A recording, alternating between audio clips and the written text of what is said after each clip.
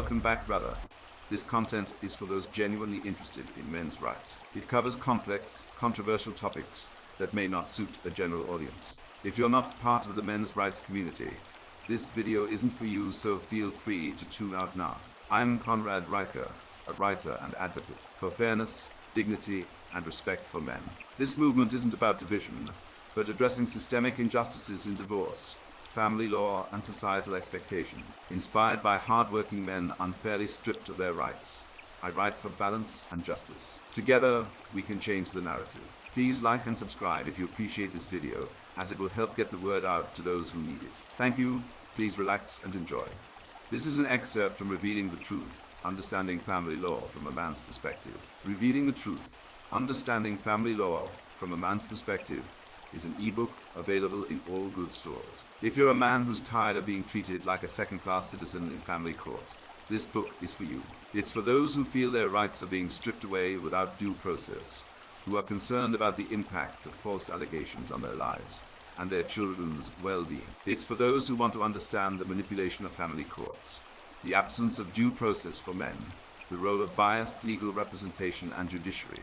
It's for those who want to read case studies that showcase the extremes of unjust rulings and discuss the consequences of these manipulations on men's lives. It's for those who want to explore reforms to protect men's rights in family law. I'm Conrad Riker, the author of Revealing the Truth, Understanding Family Law from a Man's Perspective. I've seen firsthand how the family court system can fail men.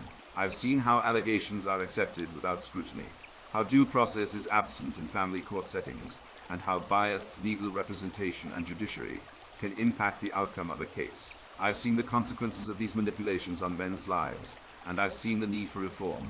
I've also seen the impact of false allegations, the economic consequences of child support and alimony, and the psychological toll of constant shaming on men. I've seen how the myth of gender equality is used to undermine masculinity, and how the emasculation of men is promoted in society.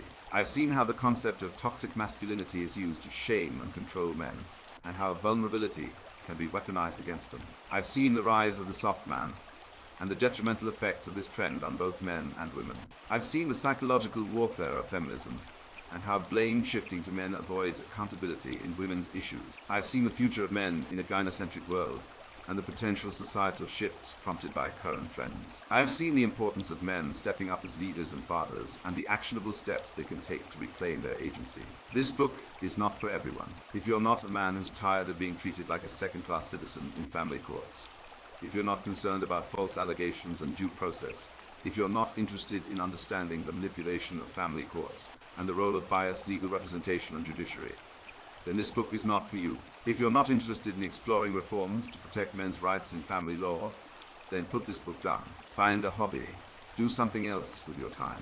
But if you are the target audience, if you want to understand the injustices in family courts and learn how to protect your rights, then buy this book today. It's time to take back control and fight for fairness in family law. With the introduction completed, we are jumping to an extract from the book. In 2020, males made up 73% of all suicides across the world. This figure highlights an important problem.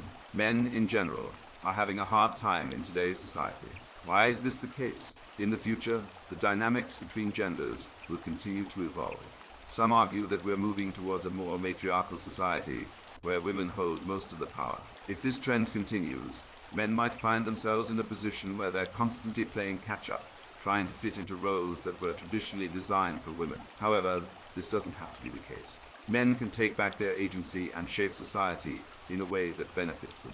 This starts with acknowledging the importance of their roles as leaders and fathers. Men have been the primary breadwinners and decision-makers throughout history, and there's no reason why they can't continue to be.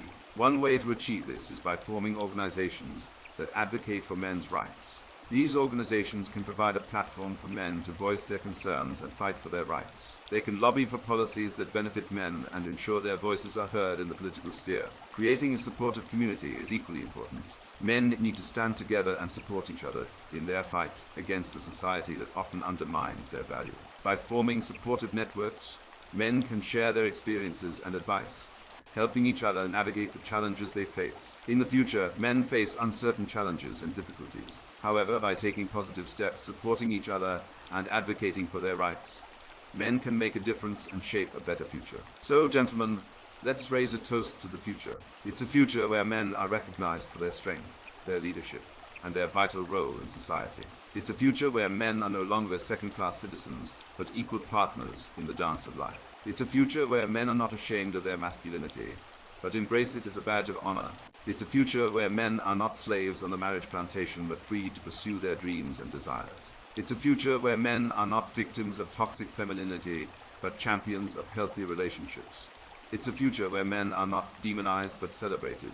It's a future where men are not invisible, but seen and heard. It's a future where men are not oppressed, but empowered. It's a future where men are not silenced, but roaring loud. It's a future where men are not alone, but united. It's a future where men are not forgotten, but remembered. It's a future where men are not defeated, but victorious. It's a future where men are not lost, but found. It's a future where men are not weak, but strong. It's a future where men are not broken, but whole. It's a future where men are not less, but more. It's a future where men are not nothing, but everything. It's a future where men are not beneath, but above. It's a future where men are not the underdogs, but the top dogs. It's a future where men are not the losers, but the winners. It's a future where men are not the victims, but the heroes. It's a future where men are not the problem, but the solution. It's a future where men are not the past, but the future. It's a future where men are not the beta, but the alpha. It's a future where men are not the... Thank you for listening. Thank you for your interest in revealing the truth. Understanding Family Law from a Man's Perspective, available in all good bookstores. Please like and subscribe. Thank you and God bless.